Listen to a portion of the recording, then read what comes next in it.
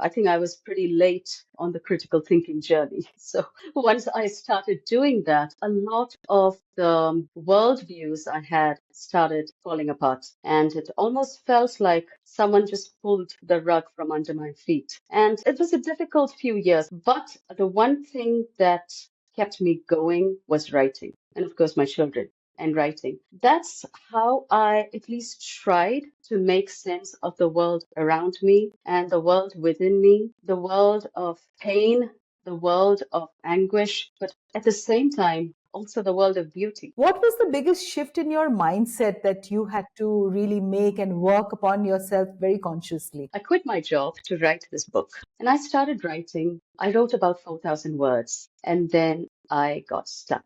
In hindsight, I think probably because it was not the right time and I was perhaps not mature enough to embrace the big world that this book has finally embraced. So I did not write this book for 10 years. I did so many other things. I had two children. And when my younger daughter turned one, just after she turned one, I said, I'm going to do it again. So I revisited the book. And it took me about 5 years of nonstop writing and editing. I did so much reading and so much research. I read so many books around timelines I was dealing with. The history of the church, the history of the Naxal movement, the rise of all those things. I read a lot. But in fact, for like a little thing, I read so much, and probably one or two sentences made its way eventually into the book. I think the challenge, it was a very exciting challenge, was to find that balance between fact and fiction. And I think that was a journey that I had to discover. So, was that a very deliberate reflection, on the social realities of the Syrian Christian women,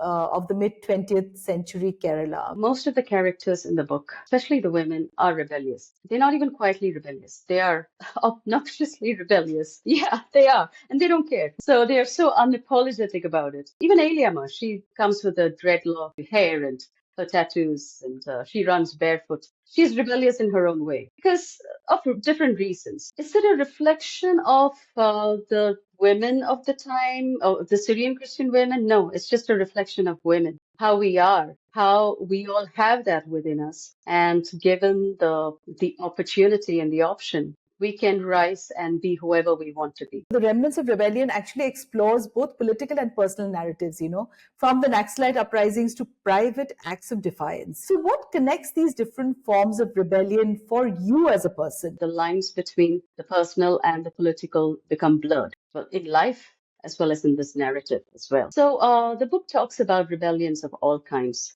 political, social, cultural. Are they just political? No, they're not, because there are people involved in it and it's personal for them.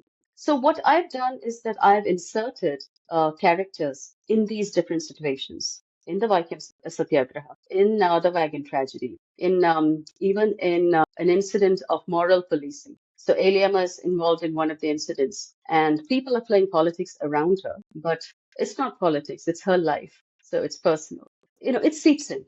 There is no clear boundary there.